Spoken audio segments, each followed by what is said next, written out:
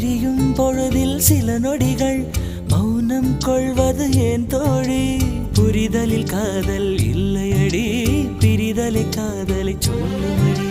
காதல் காதல்தான், நட்பு நட்புதான், நட்பின் வழியிலே காதல் வளருமே. பிரிந்து போன நட்பினை கேட்டால் பசுமையான கதைகளை சொல்லும். பிரியமான காதலும் கூட பிரிந்த பின் ரணமாய் கொல்லும். ஆணும் பெண்ணும் காதல் இல்லாமல் பழகிக்கலாம்.